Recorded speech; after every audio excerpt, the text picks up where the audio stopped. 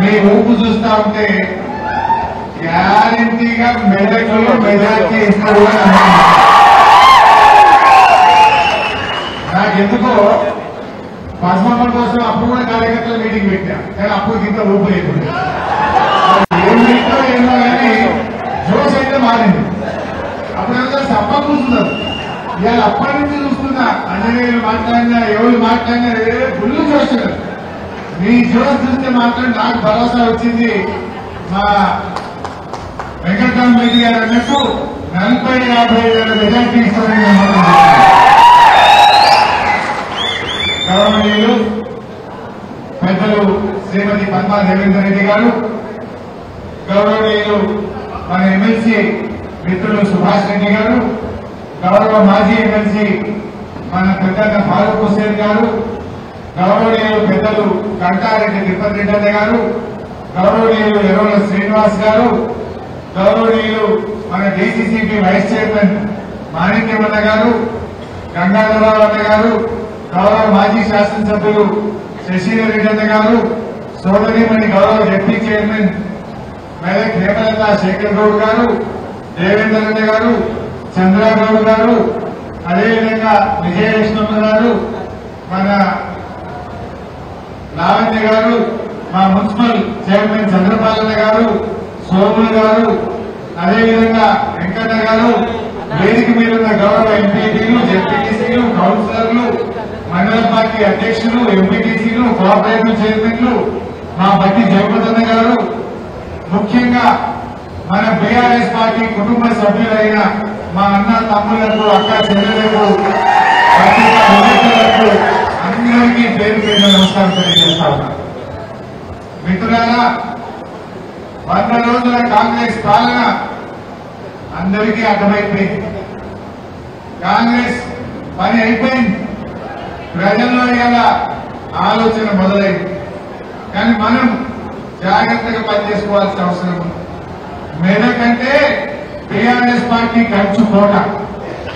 గతంలో కొత్త ప్రభాకర్ రెడ్డి గారిని రాష్ట్రంలోని అతి పెద్ద మెజార్టీతో మనం ఎంపీగా గెలిపించుకున్నాం.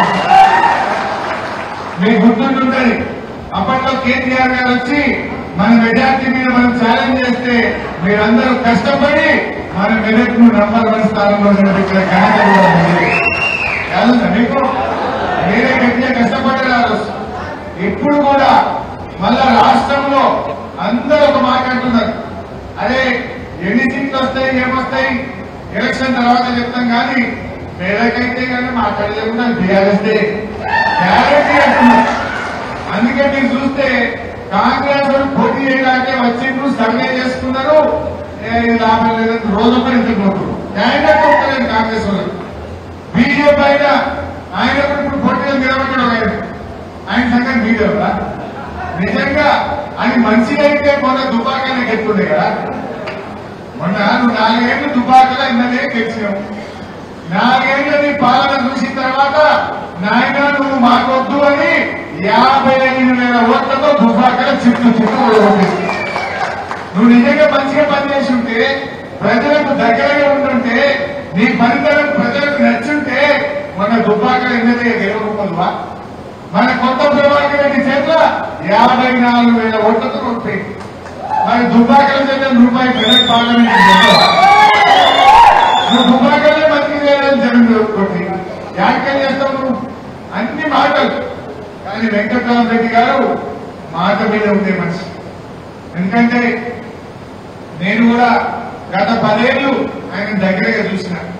ఈ జిల్లా మంత్రిగా నేనున్నా, వారు జాయింట్ కలెక్టర్ గా పనిచేసింది. ఆయన పంటల మీద నేను దగ్గరగా చూసిన. రోజుకు 18 గంటలు పనిచేస్తాడు. ఎంత కష్టమైనా చేస్తాడు. ప్రతి ఫోన్ ఎత్తుతాడు, ప్రతి మెసేజ్ కు ఆన్సర్ ఇస్తాడు. రాత్రి భవన్లు పనిచేసే మనస్తత్వం ఉన్నటువంటి మంచి అధికారి, మంచి నాయకుడు మన అభ్యర్థి వెంకటరామరెడ్డి గారు. అంతేకాదు మంచి మనసున్న మనిషి.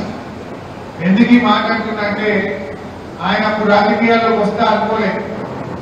2014వ సంవత్సరంలో సంగారెడ్డిలో జాయింట్ కలెక్టర్ గా ఆయన పనిచేసేవాడు.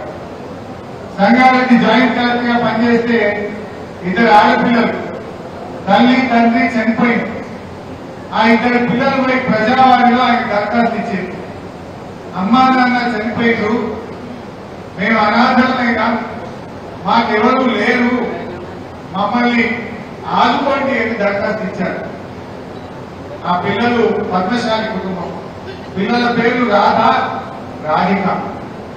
ఆ ఇద్దరు పిల్లల బాధ చూసి ఆయన మనసున్నవాడు కనుక ఆ పిల్లల్ని గుండె కట్టుపడి ఆ పిల్లల్ని ఆ రోజు నుంచి వాళ్ళకు పెళ్లిళ్లు చేసి వాళ్ళను పీజీలు చదివించి వాళ్ళకు ఉద్యోగం ఇచ్చినటువంటి మంచి మనసున్నవాడు మన వెంకటరామరెడ్డి. ఆ పిల్లల్ని సంగారెడ్డిలో హాస్టల్లో జాయిన్ చేసుకున్నాడు. తర్వాత సిద్దిపేట కలెక్టర్ వస్తే సిద్దిపేట హాస్టల్ కు తీసుకుపోయి ప్రతి బర్త్డేకు తానే ఒక తండ్రిలాగా హాస్టల్ కు వెళ్లి కేక్ తీసుకుపోయి కొత్త బట్టలు గురించి కేక్ కట్ చేయించు. నాకెందుకు తెలుసంటే నేను రోజు జిల్లా పేపర్లు చూస్తే ఈయన గాడికి పోయినప్ప ప్రతి సంవత్సరం పోతుందని ఒకటి అడిగాను. ఏది నువ్వు ప్రతి సంవత్సరం పోయి కేక్ కట్ చేస్తున్నావు అంటే ఆ పిల్లల్ని నేను దత్తత తీసుకున్నా, ఇట్లా ప్రజాభవన్లో సంగారెడ్డికి వస్తే నేను వాళ్ళ బాధ్యత తీసుకున్నాను. ఆ పిల్లల్ని పీజీ చదివించి ఇలా బ్రహ్మాండమైన సాఫ్ట్వేర్ ఉద్యోగం ఇప్పించి ఆ పిల్లలకు దగ్గరుండి ఆ అమ్మాయిల పెళ్లిళ్లు చేయించిండ్రు. ఇవాళ పెళ్లి సంబంధాలు చూసి పెళ్లిళ్లు చేయించే కార్యక్రమాన్ని వారు నిర్వహించడం జరిగింది. అట్లా చెప్పుకుంటూ పోతే చాలా ఉదాహరణలు ఉన్నాయి. మా సిద్దిపేట టౌన్ లో ఒక అమ్మాయి సౌమ్య, వాళ్ళ తండ్రి రైస్ మిల్లులో హమాలీగా పనిచేస్తాడు. సౌమ్య బాగా చదువుకొని ఎగ్జామ్ రాస్తే కరీంనగర్ లో ప్రతిమా మెడికల్ కాలేజీలో సీట్ వచ్చింది. ఫీజు కట్టడానికి డబ్బులు లేకపోతే ఆయన దగ్గరికి ప్రజావాణికి కలెక్టర్ దగ్గర పోయి దరఖాస్తు కలెక్టర్ గా డబ్బులు ఇవ్వలే, తాను సొంత డబ్బులు ఇచ్చి ఆ సౌమ్యని డాక్టర్ చేసిన వెంట కూడా మన వెంకటరామరెడ్డి గారు. ఎందుకు ఒక చిన్న శాంపుల్ చెప్తుందంటే ఆయన అధికారిగా కాదు చూడాల్సింది, ఒక మంచి మనసున్న ఒక మనిషిగా మన వెంకటరామరెడ్డి గారిని చూడాల్సిన అవసరం. ఇంకా గమ్మత్ ఏంటంటే ఆయన సౌమ్య తండ్రి అమాలి, ఆయన రైస్ మిల్ లో సిద్దిపేటలో. ఆయన పోయి అడిగిండు, సార్ నా పెద్ద బిడ్డ చదివించడం కానీ చిన్న బిడ్డ కూడా డాక్టర్ అయితే అంటుంది, మరి ఆమె ఫీజు కూడా కడతావా అన్నాడు. ఆయన ఏమన్నాడు, సరే సీట్ వస్తే కట్టపోతాడు. ఎంత అదృష్టం అంటే వాళ్ళది, చిన్న బిడ్డ కూడా అదే ప్రతిభ మెడికల్ కాలేజీలో సీట్ తెచ్చుకున్నాడు. ఆ అమ్మాయిని కూడా ఇలా చదివిస్తే ఆ అమ్మాయి 3rd ఇయర్ అవుతుంది, పెద్ద బిడ్డనేమో చదువు అయిపోయి ఇలా బయటకు వస్తాము. వాళ్ళు నిజంగా ఎంత పేదవాళ్ళు అంటే వాళ్ళకి ఇల్లు కూడా లేదు, కానీ ఇప్పుడు అమ్మాయిలు మీరు నా దగ్గరకు వచ్చి నేను సిద్దిపేట డబ్బు పెట్టి వెళ్ళి కట్టినాను. సార్ ఇట్లా ఈ పిల్లలకు నేను చదివిస్తున్నా, వాళ్ళ తండ్రికి ఇల్లు లేదు, డబుల్ బెడ్రూమ్ ఇల్లు అంటే నేను సిద్దిపేటలో ఆ కేసీఆర్ కాలనీలో కట్టిన డబుల్ బెడ్రూమ్ ఇల్లు కూడా ఇచ్చిన పిల్లలు. అంటే అట్లా చాలా ఉదాహరణలు ఉన్నాయి. మనిషికి డబ్బులు ఉండడమే ముఖ్యం కాదు, పదవి ఉండడమే ముఖ్యం కాదు, పేదలకు సాయం చేసే మంచి గుణం ఉండాలి. అటువంటి వ్యక్తి వెంకటరామరెడ్డి గారు మనకు 2 రకాల ఉపయోగం. ఒక చదువుకున్నవాడు, విద్యావంతుడు, కలెక్టర్ గా పనిచేసిండు, రేపు అన్ని చట్టాలు తెలుసు ఆయన, దేశం రాష్ట్రం రాజ్యాంగం అన్ని చదివిన వాడు కనుక, ఒక అధికారిగా పనిచేసిన వాడు కనుక రేపు పార్లమెంట్ లో మన మెదక్ కోసం, మన తెలంగాణ కోసం గెలవించుకోగలిగిన సత్తా ఉన్నవాడు వెంకటరామరెడ్డి గారు. మనం ఎవరికి ఓటేస్తున్నామో ఆలోచించేద్దాం. మనం ఓటేసినోడు రేపు మనకి పనిచేయగలిగే దమ్మున్నోడు కావాలి, చదువుకున్నవాడు కావాలి, విద్యావంతుడు కావాలి, సేవ చేసే గుణమున్నవాడు కావాలి. అవన్నీ ఉన్నటువంటి వ్యక్తి వెంకటరామరెడ్డి. దాదాపు 12 ఏళ్లు మన జిల్లాలో పనిచేసినాడు. 6 ఏళ్ల నుంచి మన పటాన్ చెరువులోనే ఇల్లు కట్టుకొని పటాన్ చెరువు నియోజకవర్గంలోనే ఉంటాడు మన వెంకటరామరెడ్డి గారు. మొన్న ఎమ్మెల్సీ అయిన తర్వాత ప్రతి ఎమ్మెల్సీ ఒక నియోజకవర్గాన్ని తీసుకోవాలి. అంటే మీరు ఎక్కడ ఓటేస్తారు, స్థానిక సంస్థల్లో అంటే ఏదో ఒక కాన్స్టిట్యూన్సీ మొత్తం తెలంగాణలో తీసుకోవాలి. సుభాష్ రెడ్డి ఎక్కడ తీసుకున్నాడు, మెదక్ తీసుకున్నాడు. ఫారూక్ హుస్సేన్ సాబ్ ఎక్కడ తీసుకున్నాడు, సిద్దిపేట తీసుకున్నాడు. మరి వెంకటరామరెడ్డి గారు ఎక్కడ తీసుకున్నాడు, మెదక్ జిల్లాలోని నర్సాపూర్ లో తన ఓటు మున్సిపాలిటీలో రాయించుకున్నాడు. అంటే ఆయన ఈ జిల్లాతో పనిచేస్తున్నాడు. ఎమ్మెల్సీగా నర్సాపూర్ నియోజకవర్గం తీసుకున్నాడు. ఇవాళ ఆయన ఉంటున్నది పటాన్ చెరువు నియోజకవర్గంలో. 12 ఏళ్లు ఈ జిల్లాలో ఉన్నత అధికారిగా అనువనువు తిరిగిండు, ప్రతి గ్రామం పోయిండు. అందరితో మంచి అవగాహన కలిగినటువంటి వ్యక్తి మనకు వ్యక్తి కావడం నిజంగా మన అదృష్టం అని చెప్పి మనం చేస్తా ఉన్నాం. మీరు కూడా మనం పద్మకర్ విషయం ఎమ్మెల్యే లోటేలో 3 నెలలు చూసిందా బాగా అవుతున్నది. ఇప్పుడు అయ్యో ఎంతమంది అయిపోయారా అనుకుంటున్నాం. మరి పద్మకర్ లేని లోటును కనీసం వెంకట్రామరెడ్డి గారిని ఎంపీగా గెలిపించుకోవడం ద్వారా ఆ లోటును భర్తీ చేసుకోవాలి. రేపు ఏడాదికి హైకోర్టు ఎంపీ ఫండ్స్ ఉంటాయి. నేను అన్నా నువ్వు జీవితంలో చాలా సంపాదించినావు, భగవంతుడు నీ కుటుంబానికి చాలా ఇచ్చిండు, ఏదైనా మెదక్ పార్లమెంటుకు కొంచెం పిల్లల చదువుల కోసం చేయి, కాన్స్టిట్యున్సీకి ఫంక్షన్ అని కట్టు అనగానే ఇలా పెద్ద మనసుతో ముందుకొచ్చి ప్రకటన కూడా చేశాను. అది చేయించే బాధ్యత కూడా నేను తీసుకుంటాను. సో మీరు కార్యకర్తలుగా ఈ 45-50 రోజులు గట్టిగా కష్టపడాలి. ఇలా కాంగ్రెస్ విషయంలో కొన్ని విషయాలు అర్థమయ్యాయి.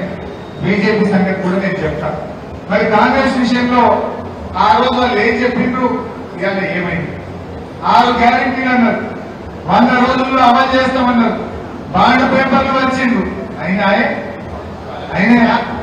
ఒక్కసారి వీడియో చూద్దాం ఏం చెప్పిండ్రో. రుణమాఫీ వీడియో ఏం బాబు మంచిగా చూడండి, మీ ఫోన్లలో రికార్డ్ చేయండి, ఊళ్ళలో పోయి చూపించండి. రుణమాఫీ ఏమైనా ఈడ కూడా ఆగినా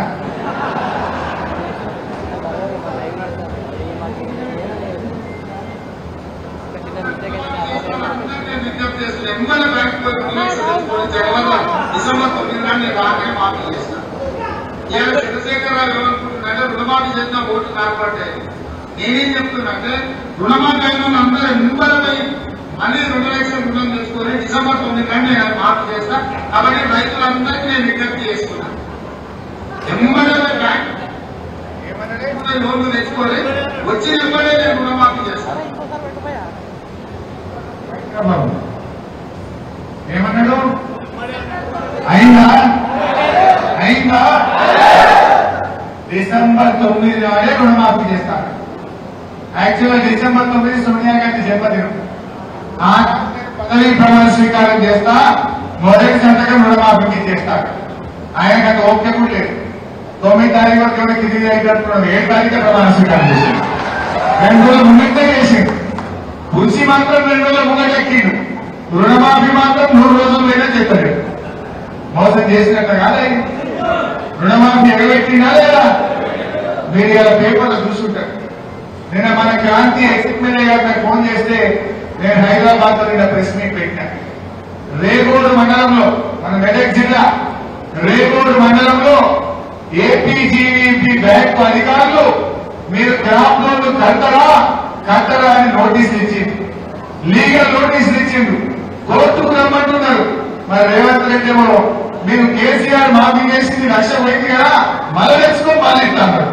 కానీ ఇప్పుడు ఏమైతుంది? కింద ఎక్కడ అంచుమానంలో ఉన్న పనులు తిరిగినట్టు మళ్ళీ ఇప్పుడు బ్యాంకులలో ఊళ్ళ మీద పడి అప్పులు కట్టమని అడుగుతా ఉంటారు.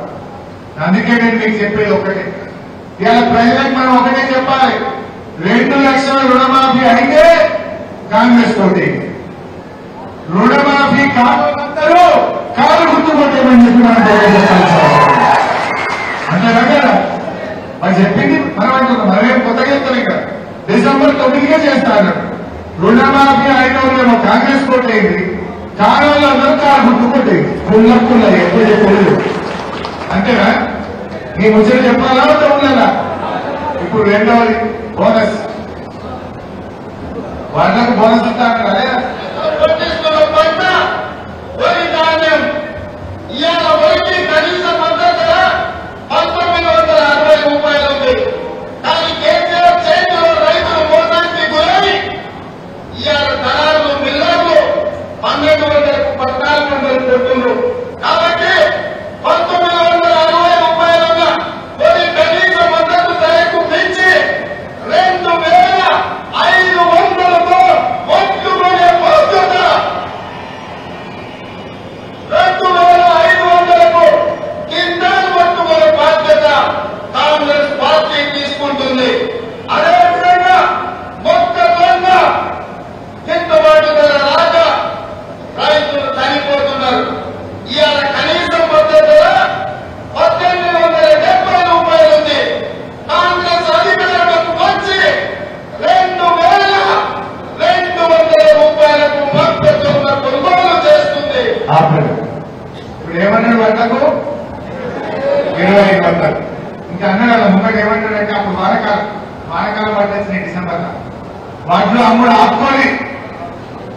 వాటిని ఆగొట్టుని 9 తారీఖు మేము రాగానే వాటికి 500 బోనస్ ఇస్తాం. మానకాలం ఎగబెట్టి ఇప్పుడు యాసంగి బట్టలు వచ్చినాయా? ఇవాళ వస్తాయి ఫోటోలు స్టార్ట్ అయినాయి. ఇప్పుడు మనం ఒకటే కూర్చోగా బిడ్డ ఎవరిలో ఉంటాయి? ఇప్పుడు 2500 క్వింటాల వడ్లు కొంటా అన్నవా లేదా? 2500 క్వింటాల వడ్లు కొడుకనే కాంగ్రెస్ పార్టీ ఓటు అడగాలి. ఎప్పుడో అని చేసేది ఏ ముఖం పెట్టుకున్నారు? అది చెప్పింది వెంటనే కొట్టాను. 100 రోజులు అమలు చేస్తాను. 100 రోజులు అయింది కదా, యాసంగి వడ్లు వచ్చినాయి కదా. మరి అందువల్ల కాంగ్రెస్ పార్టీలో ఊళ్ళ గట్టి అడగాలి. ఏమైంది మీ బోనస్? 2500 ఎంపీలపై 2500 ఇచ్చినాకనే కాంగ్రెస్ వాడు ఊళ్ళలో తిరగాలి, పార్లమెంట్ ఎన్నికల్లో ఓటు అడగాలనేటువంటి చర్చ మీరు ఇలా గ్రామాల్లో ఇప్పటి నుంచే పెట్టారు. రైతుల బాయిల దగ్గర, కళ్ళాల దగ్గర, ఊళ్ళలో కసేక దగ్గర ఈ వీడియో మీ ఫోటోలు పెట్టుకోండి. ఏమైనా 2500 ఇచ్చినాకనే ఏమన్నారు కదా. మరి జగబెట్టిన కాంగ్రెస్ సుక్కు పెట్టాలా వద్దా? ముచ్చట మన ఊళ్ళలో పెట్టాలి. ఇంకో మాట చెప్తాను నీకు, ఈ పార్లమెంట్ ఎన్నికల్లో కాంగ్రెస్ పార్టీ ఓడిపోతే ఈయన ప్రభుత్వమే పడిపోదు కదా. 5 ఏళ్ళు గెలిచి చెప్తాను మీరు, ఢిల్లీలో గవర్నమెంట్ రాదు, ఈడే నువ్వు పడిపోవు, కానీ గెలవాలి. మొన్న మాట్లాడి ఇలా మాట్లాడి రేవంత్ రెడ్డి ప్రజలుగా ఆయన 100 రోజుల పాలన చూసి ఓటేయాలట. ఏం చేస్తున్నాయి ఆయన 100 రోజుల? రైతుల ఆత్మహత్యలు, ఆటో కార్మికుల ఆత్మహత్యలు, పంటలు ఎండిపోవడం, పొలాల్లోనే నిప్పు పెట్టి పంటను తగలబెట్టే పరిస్థితి, తాగడానికి నీళ్లు రావు, అన్ని మోసం దగాదప్పలు చేసింది ఏమన్నా ఉన్నదా? కరెంటు కోతలు, మోటార్లు గాలు, ట్రాన్స్ఫార్మర్లు వేలు, ఇదే కదా 100 రోజుల పాలన. అబద్దాలు, మోసాలు తప్ప, ప్రతిపక్ష నాయకుల మీద అక్రమ కేసులు పెట్టింది తప్ప నిజాయితీలు ప్రజల కోసం చేసింది ఏమన్నా ఉన్నదా అని నేను అడుగుతాను. ఇలా బోనస్ విషయంలో మీకు చూసింది, అందువల్ల మనకు కులా చెప్పాలి. 2500 వడ్లు కొంటే కాంగ్రెస్ పార్టీ ఓటు వేయాలి, 2500 వడ్లు కొనకపోతే గాలి గుర్తు ఓటేసుకుందామని చెప్పి ప్రజల్లో మనం చర్చ పెట్టాల్సిన అవసరం. మనకు కొత్త కోరిక కాదు, నువ్వు ఓట్ల ముంగట ఇచ్చిన మాటనే మనం అడుగుతా ఉన్నాం. దీన్ని మీరు గ్రామాల్లో మంచిగా చర్చ పెట్టాలని కోరుతా ఉన్నాం. మహిళలు పెట్రోల్ పంపిణీ 6 గ్యారెంటీల్లో మొదటి హామీ. అందుకే మా అక్కల కష్టాలు చూసి నగదు మా అక్క దగ్గర ఉంటే పిల్లల చదువులు, ఇంటి ఖర్చులు పండుగ శుద్ధం వేస్తే ఇంత మంచి చేత చూడలేకుంటారు. అందుకే ప్రతి నెల 1వ తారీఖు నాడు ప్రభుత్వ ఉద్యోగికి జీతం వచ్చినట్టుగా ప్రతి నెల 1వ తారీఖు నాడు ఆడబిడ్డల ఖాతాలో 2500 రూపాయలు ప్రతి నెల ఆడబిడ్డల ఖాతాలో వేయాలని కాంగ్రెస్ పార్టీ నిర్ణయం తీసుకున్నది. ఇక పడ్డా ఎవరున్నా పండగ ఎన్నగా 4 నెలలు, 4 నెలలు 2500 అంటే 10,000 రూపాయలు బాకీ ఒక్కొక్కటి. ఒక్కొక్క ఆడబిడ్డకి 10,000 బాకీ రేవంత్ అదే బిడ్డ రేవంత్ రెడ్డి. మా 18 ఏళ్ళు నిండిన అక్కకు చెల్లెకు నువ్వు 10,000 రూపాయలు ఇచ్చినట్లే ఈ పార్లమెంట్ ఎన్నికల్లో ఓటర్ మహాలక్ష్మి అక్క చెల్లెలకు మహామోసం చేసింది కాంగ్రెస్ పార్టీ. అవునా కాదా? ఈ కూర్చోట మనం ప్రజలు చర్చ పెట్టక అన్ని లంగ మాటలు, చూట మాటలు చెప్పాయి కదా. జనాలకు మనం ఇప్పుడు ఒక్కొక్కరు 10,000 బాకీ ఉన్నాడు కాంగ్రెస్ వాడు. 10,000 ఇచ్చిన కాంగ్రెస్ వాడు ఓటర్ కాదు.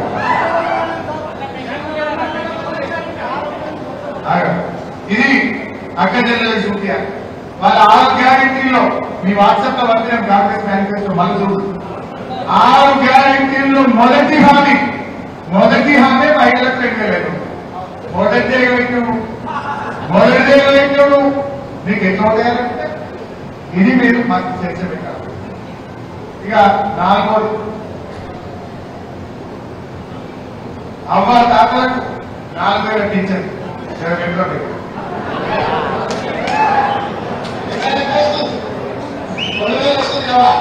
వచ్చే కాబట్టి 4,000 ఖాతాలు వచ్చాయి.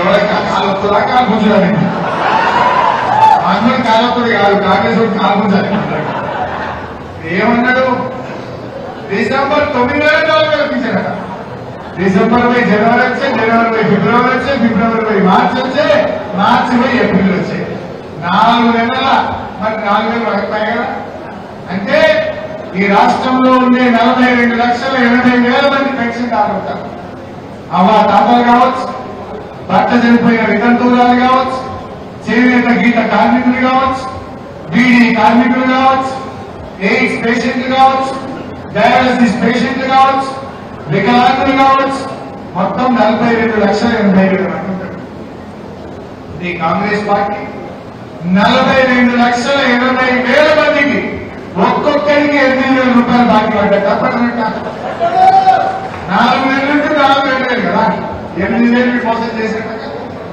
8,000 ఇస్తేనే కాంగ్రెస్ వాడు ఉంటుంది ఈ చర్చ పెట్టద్దామా ఇంకో మోసం చెప్పాలి మధ్యలో జనవరి నెల ఆ ఇచ్చే 2,000 కూడా ఎవరికి మీ ఊళ్ళో అనుకుంటారు ముసలి జనవరిలో 1 నెల 2,000 కూడా ఇక్కడికి వచ్చింది ఏదో వెంకట్లో అన్నట్టు అన్నవస్త్రానికి పోతే ఉన్నవస్త్రం పోయి కదా 4 నెలలు కానీ ఉన్న 2,000 కూడా ఎక్కడికి జనవరి ఇది కాంగ్రెస్ చేసిన మోసం కాదా మనం ఆ అవ్వ తాతలకు చెప్పాలా వద్దా మొన్న ఊళ్ళో చెప్తుంది అదే పొలగాళ్ళు వచ్చి జైకంటే వేసినాం ఇప్పుడు ఈ కాప మాత్రం పొలగాళ్ళు చెప్పినా ఎవరు చెప్పినా కేసీఆర్కి కుటుంబం కాకి కుటుంబం 4,000 దండేస్తే ఆయన 2,000 జనవరి రోజులు అంతా దిగుతున్నారు ఊళ్ళో చర్చ అవుతుంది మనం అవ్వతాలకు చెప్పాలా వద్దా ఇలా వికలాంగులు కేసీఆర్ 4,000 ఇచ్చింది వీళ్ళు 6,000 ఇస్తామని చెప్పి 6,000 ఈ విషయాలన్నీ కూడా మీ గ్రామంలో ఊరికి 300-400 మందికి పెన్షన్లు వస్తాయి లొల్లి లేదు రామాయణం ఫోన్ జైలు పెట్టుకోవాలి వీడియో చూపించాలి ఏమయ్యా వచ్చిందా రాలే వీడియోలే దొంగ అంటారు మరి తప్ప కాలకుద్దు వారి ఈపుల గుర్తి మేము 6,000 తెచ్చిస్తాం పెన్షన్ వారి ఈపుల గుర్తి 4,000 పెన్షన్ వచ్చేది చేస్తాం నేను కొట్లాడటం తయారుస్తామని చెప్పి చెప్పాలి ఎక్కువ వెళ్ళాలి మీరు ఇవన్నీ పెట్టుకోండి ఓ ఇంట్లో పోతే రైతు కనబడితే రుణమాఫీ చూపి అమ్మాయి కనబడితే పెన్షన్ ముందు పెట్టి మట్లు కనబడితే బోనస్ ముంగన పెట్టి కానీ ఉన్న చూపియాలి ప్రజలకు అర్థమయ్యేటట్టు చెప్పి కాంగ్రెస్ పార్టీ మోసాన్ని ఎండగట్టాలి రైతు బంధు 15,000 వెళ్తాడు లేదా చూడగా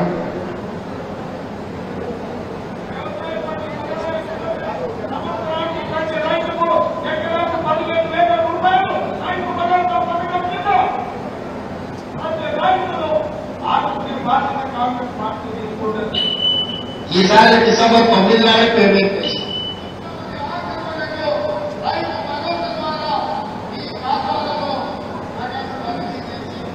పాపం రైతులు ఏమనుకున్నారు రైతు బంధు కాంగ్రెస్ పార్టీ వస్తే పెంచుతుంది అనుకున్నారు 10,000 కేసీఆర్ ఇచ్చింది కదా 15,000 వస్తుందని రైతులు ఆశపడ్డారు కానీ కాంగ్రెస్ పార్టీ పెంచుడు మాట దేవుడు కానీ ముంచుడు మాట పెట్టింది పెంచుతుంది అనుకుంటారు కానీ ముంచుతుంది అనుకోలేదు కానీ ఇది ముంచింది కాంగ్రెస్ పార్టీ ఉంచలే 15,000 పెడితే కానీ 10,000 కూడా చక్కగా పడుతుంది అవి కూడా చూడంగా ఏదో అర్ధెకరం భావెకరం వేసుకుంటూ పోతున్నారు కేసీఆర్ గారు ఉండగా కరోనా వచ్చిన లాక్డౌన్ పెట్టినా ఆమ్దాన్ లేకపోయినా సకాలంలో రైతు బంధు ఇచ్చింది కేసీఆర్ గారు కాదా ఒకసారి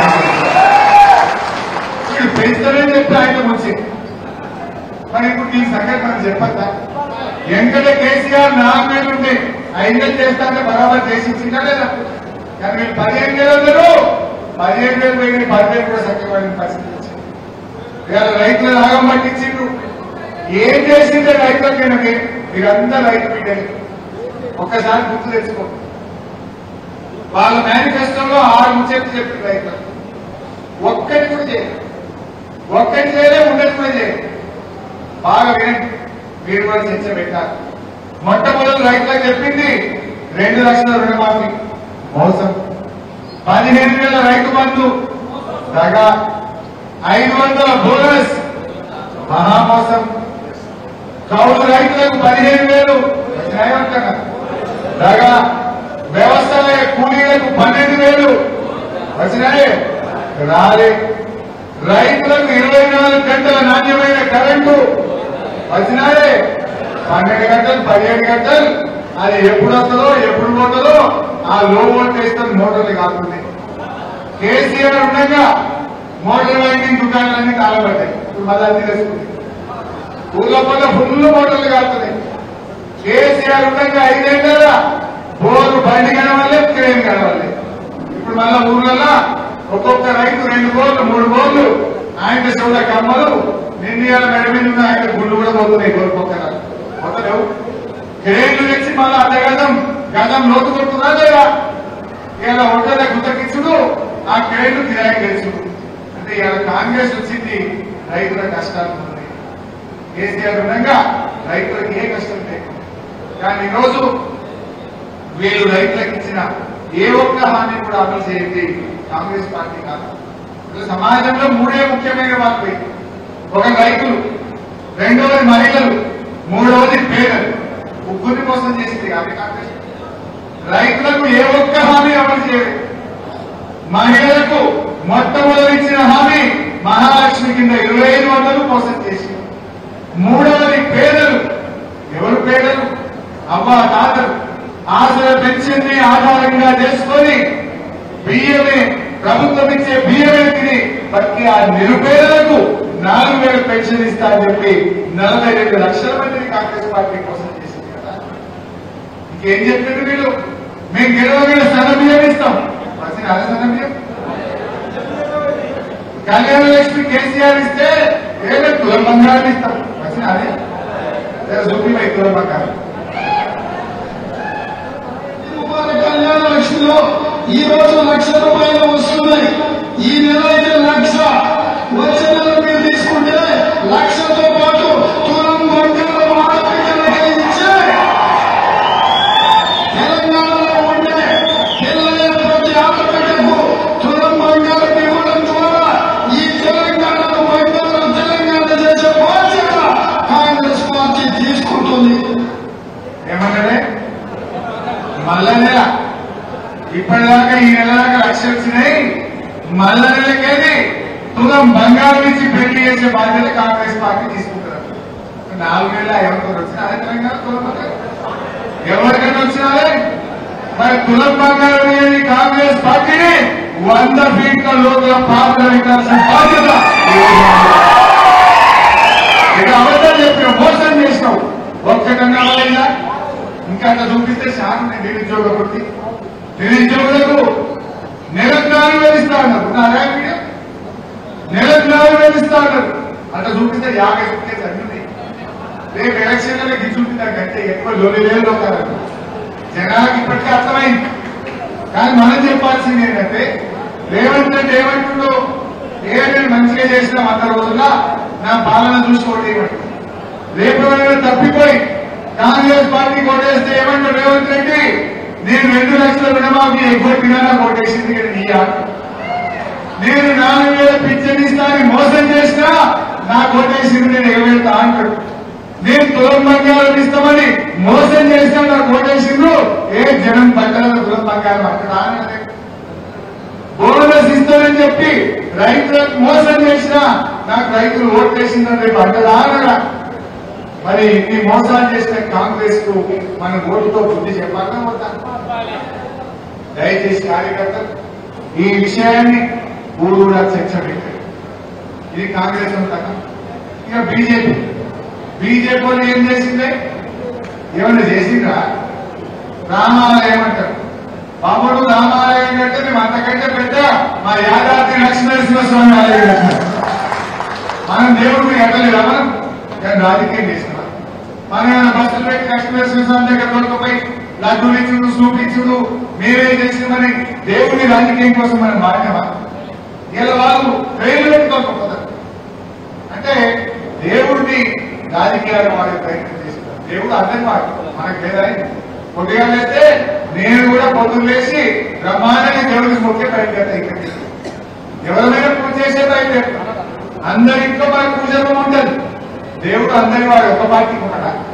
కానీ కాంగ్రెస్ బీజేపీ వాళ్ళు ఇలా దాన్ని వాడుకునే ప్రయత్నం చేస్తారు. దయచేసి మనం జాగ్రత్తగా ఉండాలి. ఇదే బీజేపీ రైతుల హక్కులను కాలరాస్తాం, రైతుల జీవితాలు ఆగం చేసి బీజేపీ వచ్చినాక రూపాయి విలువ పడిపోయింది. పెట్రోల్ డీజిల్ ధరలు విపరీతంగా పెంచింది ఇదే బీజేపీ పార్టీ. నువ్వు ఢిల్లీకి పోతే పిట్టల్లాగా రైతుల్ని దెబ్బలు కొట్టి వాటర్ క్యాన్లతో కొట్టింది ఇదే బీజేపీ పార్టీ. ఎవరు బాగుపడ్డారే బీజేపీ హయాంలో? ఒక అంబానీ ఒక అదానీ తప్ప ఏమైనా రైతులు బాగుపడ్డారా? కార్మికులకు మేలు చేసిందా? దళితులకు మేలు చేసిందా? బీసీలకు మేలు చేసిందా? ఎవరి కోసం బాగు చేసిందా? ఏం చూసి బీజేపీ కోటేయాలి? మీ జూటా మాటల బీజేపీ నమ్మితే మనం ఆగమవుతాం. రఘునందన్ రావు ఇవాళ దుబ్బాకల్ని అక్కడ ప్రజలు 50,000 ఓట్లతో చిత్తుగా ఎమ్మెల్యే గారిని ఓడగొట్టింది. నిజంగా పనిమంతుడు గుణవంతుడైతే దుబ్బాకలు గెలిచేపోతురా? నువ్వు ఆడదేవిని ఓడగొట్టి వికెట్ చేయాలి కోర్టు. వెంకట్రామరెడ్డి గారు చాలా మంచివాడు. అందువల్ల మీరు ఉద్యోగస్తులు కానీ, విద్యార్థులు కానీ, యువకులు కానీ అందరికీ కూడా మనం చెప్పాలి, ఒక ప్రశ్నించే గొంతుగా ఉండాలి, పోరాడే గొంతుగా ఉండాలి.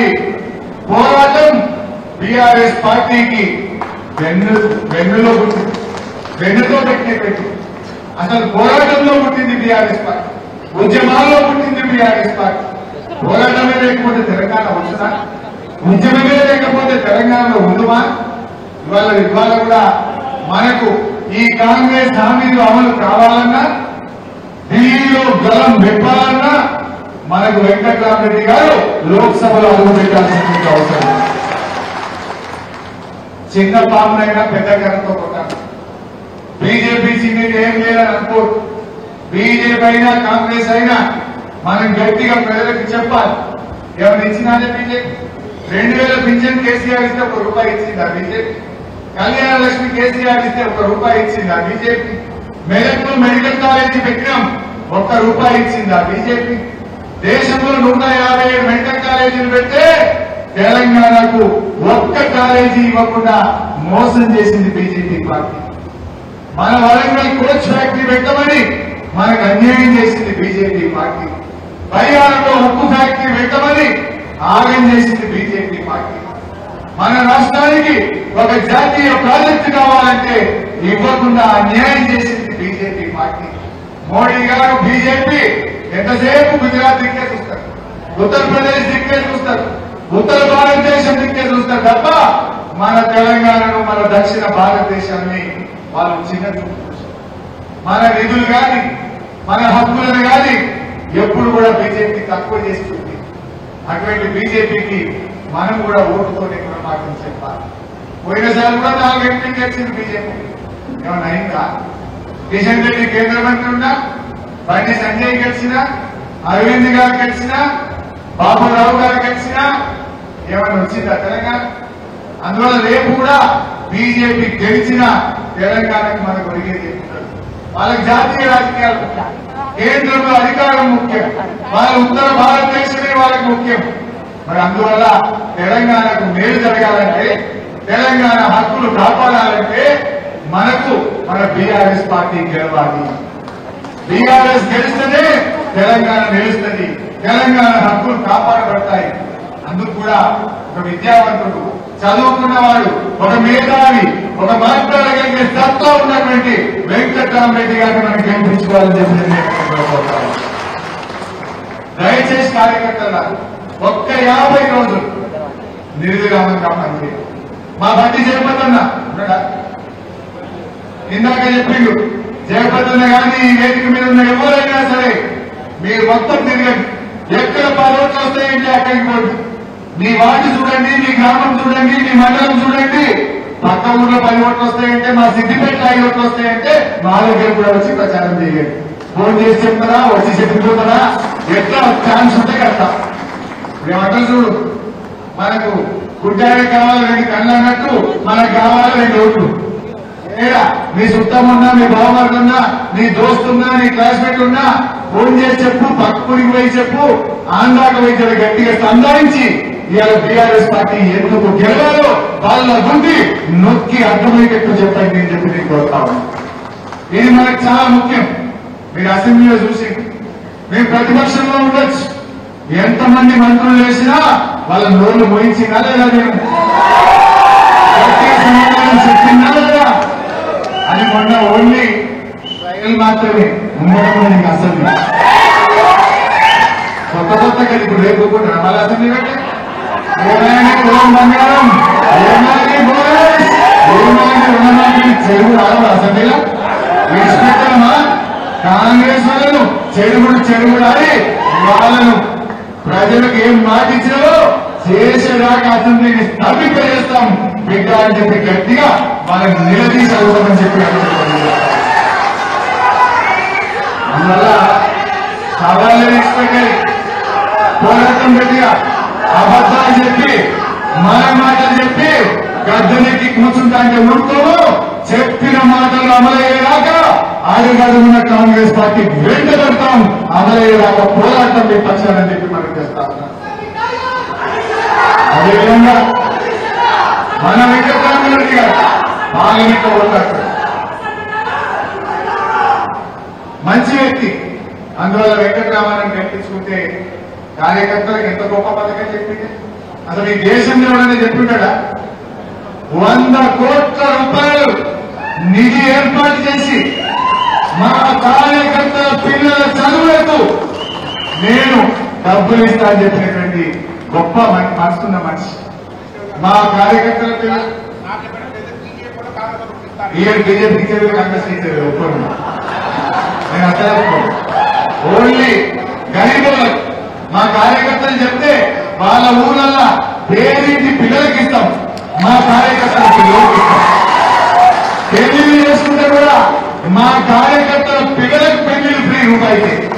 మా కార్యకర్తలు చెప్తే మా కార్యకర్త చిట్టి రాసి పంపితే ఇది గరీబోళ్ళు తండ్రిలేరు లేదా ఈయన అనాలి ఈయన కూడైనా ఈయనకు ఫ్రీగా ఇవ్వమని మా కార్యకర్త రాసి పంపితే ఫ్రీగా ఇస్తారు. అంతే తప్ప ఇంకెవరికి వచ్చేది. మా కార్యకర్త గౌరవం పెరగాలి. మా కార్యకర్త మా ఎంపీ సాబ్ చేయించిండు నేను చేయించిన అని చెప్పి మా కార్యకర్త గర్వంగా చెప్పుకుంటే చేస్తాం. అట్లాంటి మంచి మనిషి అల్లా వెంకటరామరెడ్డి గారు భగవంతుడు ఆయనకు అవకాశం ఇచ్చింది. అందుకే ఆయన ఏమన్నాడు, పీవీఆర్ ట్రస్ట్ పెడతా, ఆ ట్రస్ట్ పేరు మీద 100 కోట్లు బ్యాంకులో పెట్టి దాని మీద వచ్చిన మిత్తి కూడా దానికే వాడతా, సంవత్సరం మొత్తం అందరూ చూసుకునేటట్టు ఆన్లైన్ లో పెడతా, గుల్లా బాధాప్త చేసి చూపిస్తాను. ఇంకేం కావాలి మరి? ఎంపీగా సమర్థుడు, సేవ చేస్తా అంటుడు, సొంత డబ్బులతో చేస్తా అంటుండు. నేను ఈ మెదక్ జిల్లా అభివృద్ధి కోసం కొట్లాడతా, కార్యకర్తలకు రోజు 18 గంటలు పనిచేసి మీ కష్టసుఖాల్లో పాలు పంచుకుంటాను. మంచి అభ్యర్థి దొరకడం నిజంగా మన అదృష్టం. నాకు మొన్న ఎవరో చెప్తుంది, ఒక సర్వే అయినా అదే ఏం మంచిగా చూసుకున్నాం సార్, వెంకటరామరెడ్డి గారి పేరు స్క్రోలింగ్ పడ్డదో లేదో మేము తెల్లారి సర్వే కూడా 4% పెరిగింది మీ టీఆర్ఎస్ పార్టీ, 4% పెరిగింది మీ గ్రాఫ్ అంటున్నారు. అంటే అంత మంచి క్యాండిడేట్ మనకు. సో ఇవాళ ప్రజలు కూడా ఏం కోరుకుంటారు? తమ కోసం సేవ చేసేవాడు, తమ కోసం మాట్లాడగలిగేవాడు మా ఎంపీగా ఉండాలని కోరుకుంటారు. ఇంతకంటే మంచి క్యాండిడేట్ దొరుకుతారా వాళ్ళు? అందులో మీరు కూడా గట్టిగా పనిచేయండి. ఒక్కొక్కరు ఒక వెంకటరామరెడ్డి లాగా ఎవరికి వాళ్ళు పద్మాకర్ కోల్పోయిన బాధను, ఆ కసిని ఈ ఎంపీ ఎన్నికల్లో చూస్తారు. ఆ ఎమ్మెల్యే ఎన్నికల్లో పడ్డ బాధను ఎంపీ ఎన్నికల్లో గెలిపించి మనకు గల్లా ఎగేసే విధంగా కార్యకర్తలు పనిచేయాలని చెప్తారు. ఎవరైనా చిన్న భేదాభిప్రాయం అంటే పక్కన పెట్టి ఇప్పటికైనా మనం సోయికి రావాలి. ఈ అన్న ఆ అన్నది ఒక మధ్య అన్ని పక్కన పెడదాం, అందరం ఒకటైనా అందరం కలిసి పనిచేద్దాం. మనం ఎట్టి పరిస్థితుల్లో టీఆర్ఎస్ పార్టీ. ఇంకో విషయం, ఆ సోషల్ మీడియాలో ఫేక్ వార్తలు వస్తున్నాయి. బాధ ఏంటంటే రేవంత్ రెడ్డి ప్రతిపక్షంలో ఉన్నప్పుడు అన్ని అబద్ధాలు, గవర్నమెంట్ లోకి వచ్చినాక నిజాయితీగా పరిపాలిస్తారేమో అనుకున్నా, కానీ ఇప్పుడు కూడా అబద్ధాలు వచ్చేది. అన్ని లీకులు, ఫేక్ న్యూస్లు, ఫాల్స్ వార్తలు. ఈయన మీద కేసు, ఆయన మీద కేసు, కబ్జా, ఇదట అన్ని పిచ్చి మాట. నువ్వు పరిపాలన చేయాలి ఆయన అంటే ఫేక్ వార్తలతో పాలన చేస్తున్నాడు. ప్రజల కోసం రైతులు పంటలు ఎండిపోతున్నాయి, రైతులు ఆత్మహత్య చేసుకుంటున్నారు. ఊళ్ళో కొంతమంది రైతులు ఓదార్చమంటే ఒక్క రైతునన్నా ఏ మంత్రి అంటే ఒక ముఖ్యమంత్రి వచ్చి ధైర్యం చెప్పిందా? అరే పాపం ఆటోలు రోడ్డు మీద పడ్డారు. 30,000 మంది ఆటో కార్మికులు ఆత్మహత్య చేసుకున్నారు. వాళ్ళకు 5 లక్షల రూపాయలు ఎక్స్ప్రెస్ అయ్యి ఆటో వాళ్ళకు ధైర్యం చెప్పు, నెలకు 10,000 ఇవ్వండి అంటే ₹1 ఇచ్చినాడే? ఏమైనా ధైర్యం చెప్పినాడే? అంటే ఇదేం ప్రభుత్వం? మానవత్వం లేదు, మనసు లేని ప్రభుత్వం ఇది. అంటే ప్రజలు చనిపోయినా, రైతులు ఆత్మహత్య చేసుకున్నా కనికరం లేని నాయకుడు ముప్పై మన రాష్ట్రానికి. ఆనాడు కేసీఆర్ పేదల కోసం ఎన్నో చేసినాయి కదా.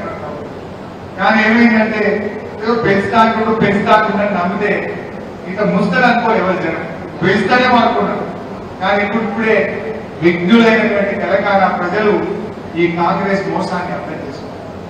కాంగ్రెస్ కుట్రలను, కాంగ్రెస్ జూటా మాటలను ఇలా ప్రజలు అర్థం చేసుకుని ఆలోచనలో పడ్డారు. ఆ ప్రజలను మనం మంచిగా గట్టిగా చెప్పాలి.